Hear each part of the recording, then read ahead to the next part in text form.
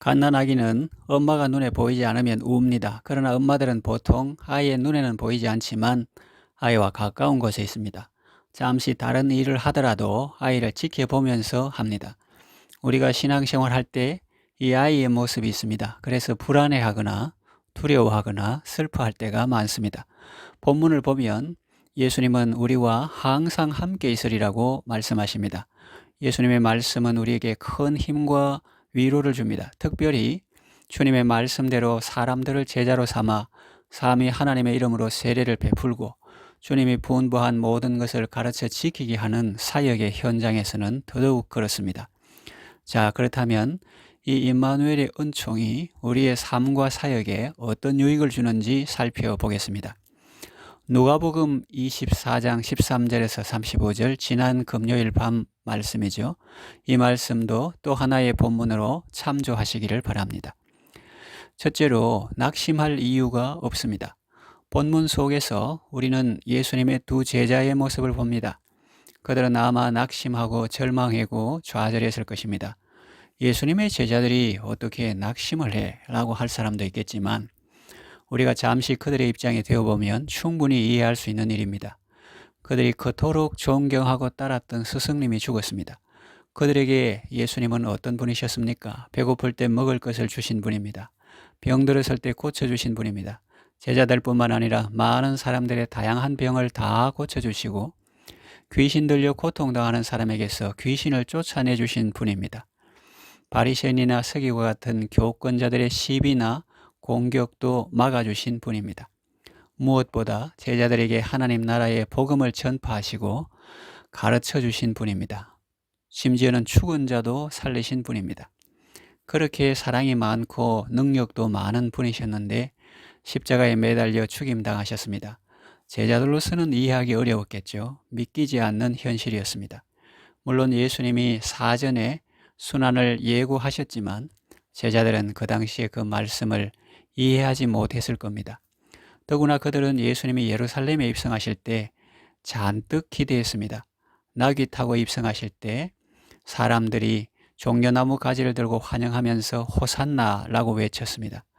그 모습을 보고 제자들은 이제 예수님이 왕이 되시고 하나님의 나라가 이루어질 것이라고 생각했을 것입니다.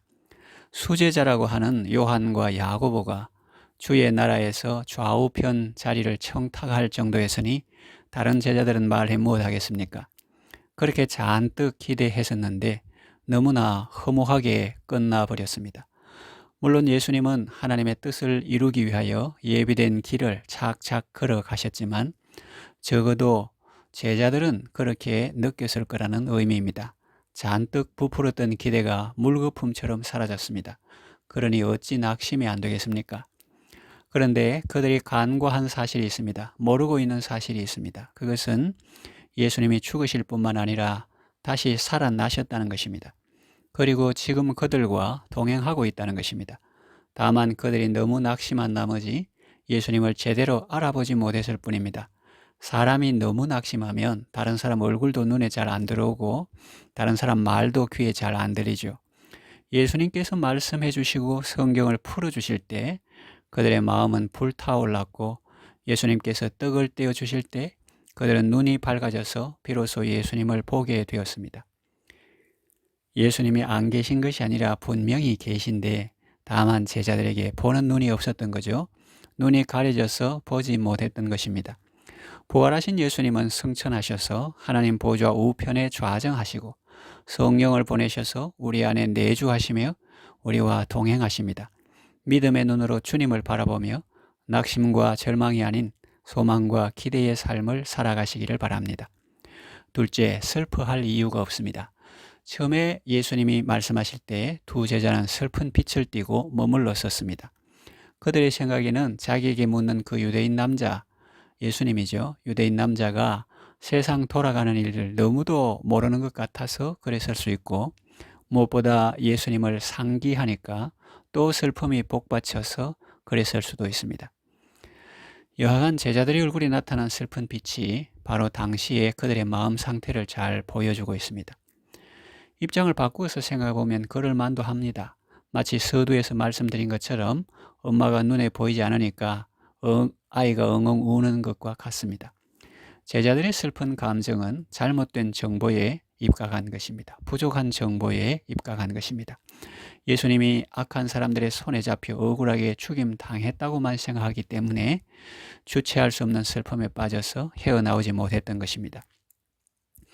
그런데 사실은 어떻습니까? 예수님은 죽으실 뿐만 아니라 이미 말씀하신 대로 다시 살아나셨고 지금 그들과 동행하고 계십니다.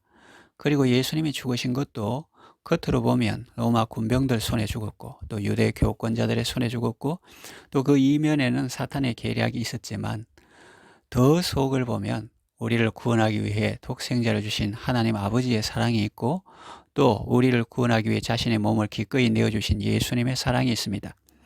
다시 말하면 억울하게 패배당한 것이 아니라 아주 지혜로운 전략으로 승리하신 것이죠. 자신의 죽음으로 죽음의 권세를 이기시고 우리에게 영원한 생명을 주신 것입니다.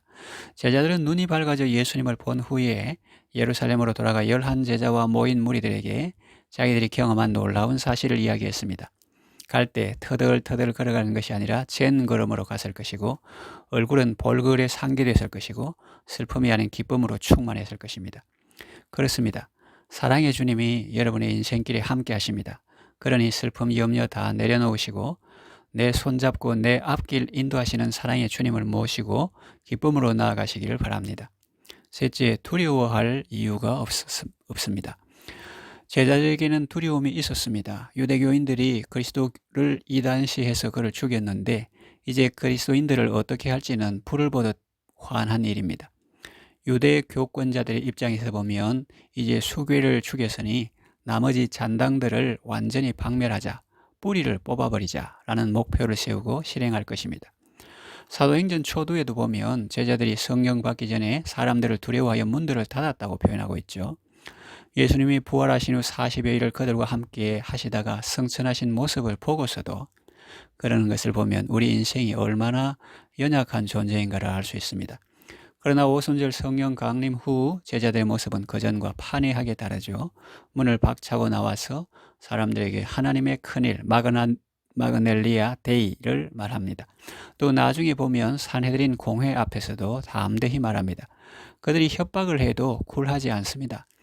우리는 보고 들은 것을 말하지 않을 수 없다고 합니다. 우리가 하나님 말씀 듣는 것보다 사람 말 듣는 것이 옳은가 하나님 앞에서 판단하라고 오히려 그들에게 명령합니다. 제자들이 어떻게 그렇게 변할 수 있었을까요? 그것은 부활 승천하신 예수님이 성령을 보내셨고 주님의 영인 성령님이 그들 안에 내주하시며 동행하셨기 때문입니다. 그런 의미에서 사도행전을 주님 행전이라 부르기도 합니다. 2차 대전 당시 처칠은 국민들에게 이렇게 말했습니다.